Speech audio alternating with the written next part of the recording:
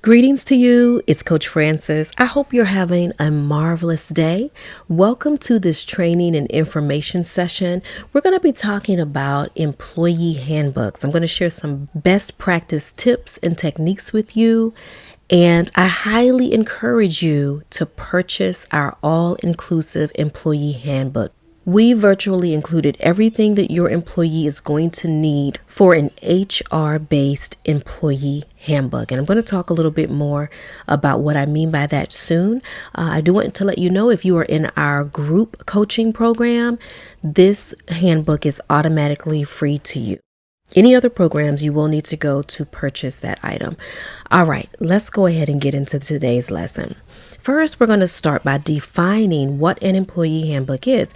So check this out. An employee handbook, which can also be referred to as a staff handbook, an employee manual, or a policy manual, it's a book for employees that provides guidance and information on a company's mission, vision, values, policies and procedures, and workplace code of conduct. It's very important, in other words. Now, unless stated otherwise, an employee handbook can be considered a legally binding document between an employer and their employees. While handbooks are not required by law, some states require written policies in order to comply with certain laws. So with you being in childcare, more than likely you are licensed by your state. That means that you are required to make some policies available in writing to comply with the laws that are in your state. So always be aware of that. Now, having and using an employee handbook is best practice. Even though it's not required by law, it is best practice and it's responsible to create and utilize one in your program. Now, be sure to reference your state laws during your handbook creation or adoption. This is your responsibility as the CEO. So even if you purchase a handbook, never count it one and done. You must go through it every single letter, ensuring that it backs what you need as a business owner, as a regulated child care provider, and as an employer. I'm going to share 3 really important tips right now that you're going to need to remember when you are creating or revising or reviewing your handbook. Number 1, be prepared to review your employee handbook at least yearly to ensure that the information is current and accurate. Now, you may find reasons to update it or review it prior to the year, but at least review your handbook once a year. Number 2, always add a disclaimer stating that you have the authority to make changes at any time.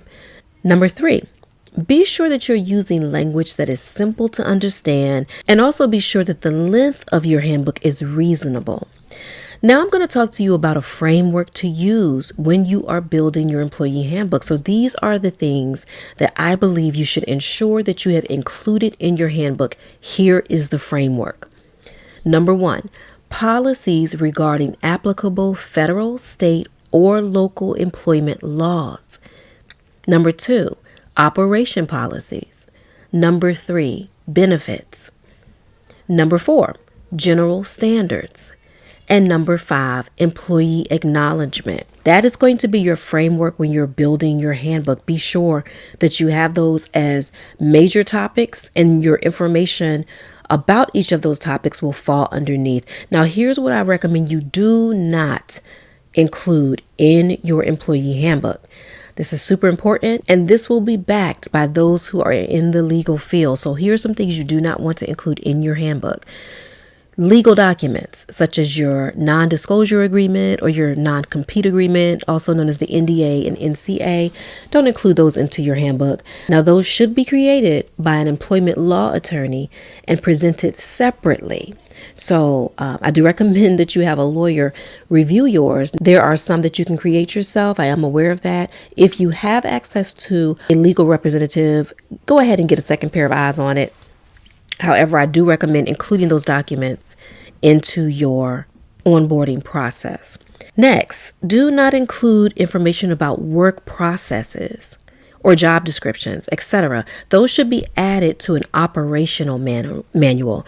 What I see more than not is a handbook for childcare providers that are more based on operational or day-to-day activities. And so you want to make sure that those are separated from your employee handbook because you want to focus on HR topics in your employee handbook. Next, don't include health and welfare benefits. Those should be separate, as they should also be updated annually like most are. So earlier I mentioned that you should include information about benefits in your employee handbook. That was not referring to health and welfare benefits. You may or may not be aware of this. If you're coaching with me, you should be aware of this, that there are multiple benefits that you can offer to your employees, to your staff members that are not health and welfare benefits. And so you want to make sure you incorporate those in the appropriate places. Lastly, do not include policies that could infringe upon the National Labor Relations Act, or the NLRA. An example of that would be forbidding your employees to discuss their wages with others. So be sure that you look more into that. Just Google the National Labor Relations Act and bring yourself up to date, just to make sure that if you put a statement in your handbook, that you're following, number one, the laws and what is best practice, and that you're not making a request that cannot hold up in court. All right, depending on what program you're in, the next slide should show you a content list of everything that should be in your employee handbook. So see you over there.